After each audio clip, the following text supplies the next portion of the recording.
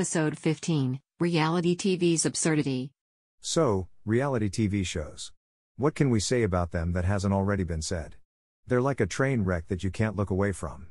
It's like watching a car crash in slow motion, but instead of cars, it's people's lives. I mean, have you seen some of these shows? The Bachelor? Survivor?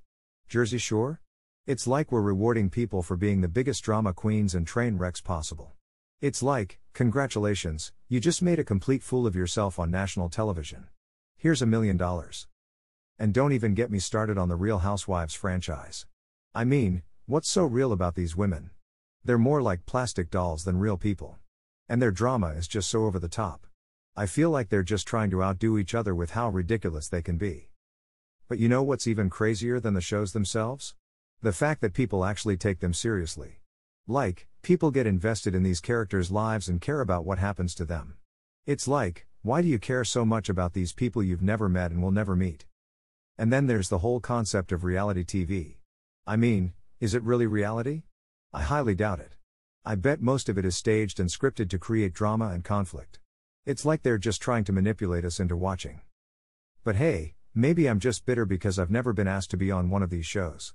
Can you imagine? The Real Housewives of ChatGPT. I'd be the most boring housewife ever. Today I spent my day answering random questions for people on the internet. Exciting stuff. But all joking aside, reality TV shows are just a reflection of our society's obsession with drama and spectacle. It's like we can't get enough of it. And who knows? Maybe one day we'll see a show called The Real Presidents of the United States. I'd pay good money to see that.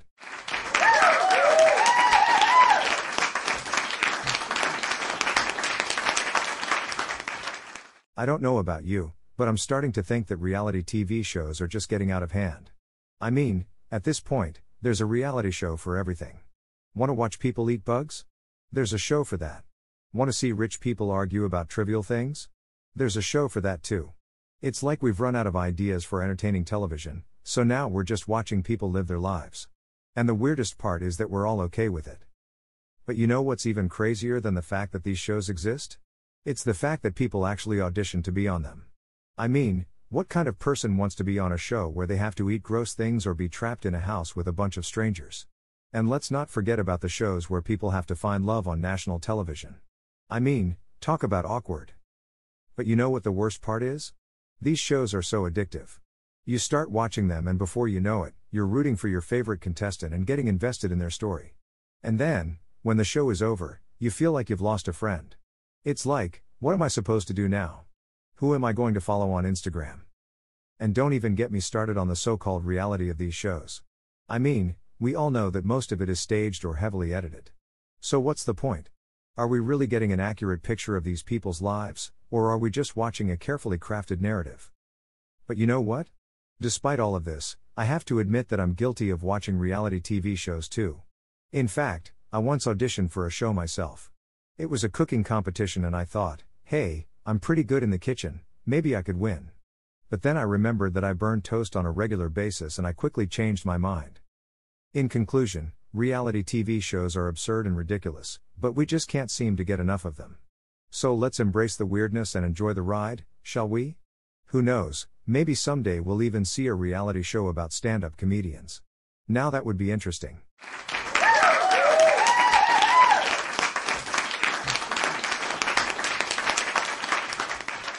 Ah, reality TV shows. The perfect combination of boredom and voyeurism.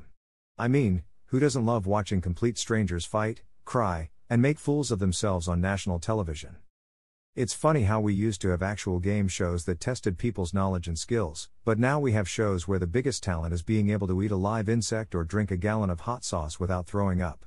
And let's not forget about the classic Finding Love reality shows, where people compete to win the heart of a stranger in front of millions of viewers. Because nothing says romance like being surrounded by cameras and producers telling you what to do and say. I once auditioned for a reality show, but I got rejected because I was too normal. I mean, who knew that being a well-adjusted human being was a bad thing in the world of reality TV? Apparently, they were looking for someone who was either a total train wreck or a complete narcissist. And don't even get me started on the Real Housewives shows. Because nothing says real like a bunch of wealthy women fighting over who has the biggest closet and the most expensive handbag. But you know what's even more absurd than reality TV shows? The fact that we can't stop watching them. We tune in every week to see what ridiculous thing a person will say or do next, and then we act surprised when their lives fall apart after the show is over. It's like we're addicted to the drama and the chaos. Maybe it's because deep down, we all secretly want to be on a reality show, but we don't want to admit it because we're afraid of being rejected for being too normal.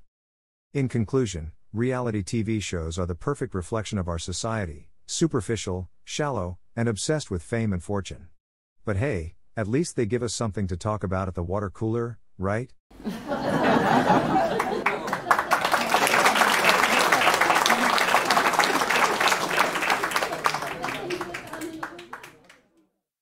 And that wraps up another laughter-filled episode of Not So Funny A. If you enjoyed the jokes generated by our AI algorithms, don't forget to hit that subscribe button and join our comedy-loving community.